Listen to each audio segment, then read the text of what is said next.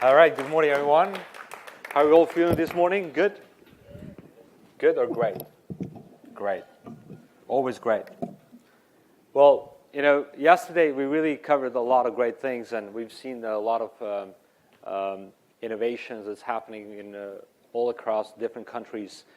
People who are very passionate about this space, who really put their energy and effort and really pull out some great brains behind this.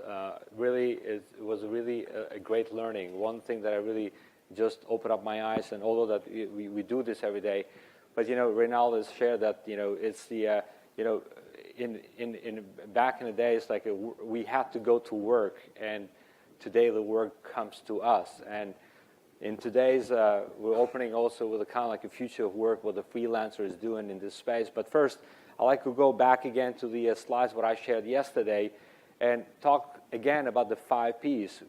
By now we all established that people are the most important in this crowd economy. Okay, so it's not like you just treat them as the targets, like what we got a learning from a marketing school 101. But I think it's very important to really understand that everything that you're designing in this crowd economy is around people. So people is the key to this crowd economy.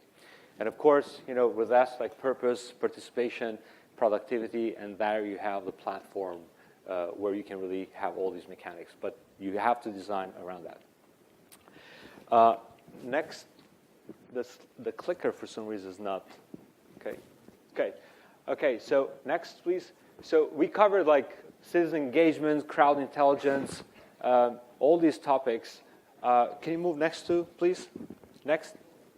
Online communities, crowd tasks, and next, please. It's getting very slow. Social business. Patrick Mayer brought the humanitarian efforts, like the digital humanitarians. How amazing it was, like, not just from seeing from the ground, but also seeing from above. This is really amazing how now we're starting to really utilize the technologies as well and bringing this also the artificial intelligence with the data combined. Next, please, we're moving to customer co-creation and social business. And today also what we're going to cover is going to be a sharing economy. So a lot of us we're very familiar with the phrase because of the Uber and Airbnbs of the world got kind of like tagged in with this concept. But sharing economy is basically focus only on the resources, on the especially on a tangible side of it. Okay, so the tangible resources, most of it. But what we talk about also, we talk about sharing on the skills and vice versa. Next, please. Next.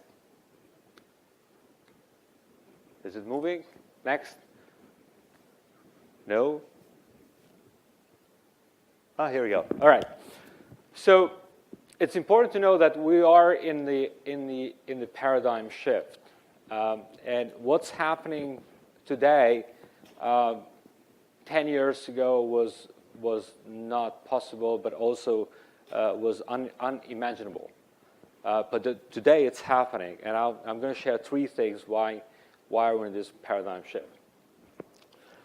One is because we have a cheapest generation, which is millennials. Someone shared yesterday that the access is the new ownership. And this is what this generation is about. They rather have access than have an ownership. And of course, a lot of CEOs of old businesses and organizations, they're trying to figure out, like, well, how are we going to really sell products? How are we going to make the products? But I think, someone else has shared that, there's some companies today that are really like bringing the products from bottom up. And I think the innovation that we're going to start to see, we're going to see it from the bottom up and not from the top to bottom. So that's one. 2 is that companies like WordPress, with 200 people, pretty much like host quarter of the worldwide websites.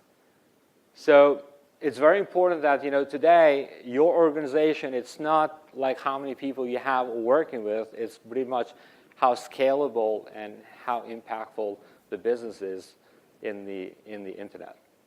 So companies like WordPress and many others, as we know it, like Instagram and all that, it's not the focus on the people, like how many people work behind, but it's also like how scalable the business. And open source, I think, is the key in the future of the business. And then third is like governments like Estonia. How many of you have heard about e-residency? Okay, I see some hands. How many of you are e-residents of Estonia? I am. So last year, they rolled this program, and pretty much the concept is pretty much just like WordPress concept, like an open source government in a way, And like I know, like been here in Singapore, I read a lot of articles about the the future 2020, like 2025, we want to have a population of 7 million here, but physical 7 million. But Governor Estonia is doing it the other way around. He said, okay, we're going to have 10 million people. Right now we have 1.1 million people. But the rest of the 8.9 million people that we're going to have, they're going to be e-residents, right?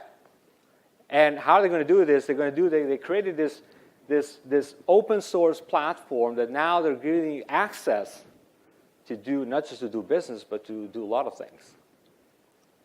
And basically, they rolled this program. First of all, anyone can go and sign up for it. All of you can go and sign up for it. But of course, you need to go to Tallinn or to Estonia and get the fingerprints done and all that stuff, which is a very easy access. Takes like 30 minutes, and then 6 weeks later, they notify you if they have granted you the e-residency. So now I need to go and pick up my e-residency. So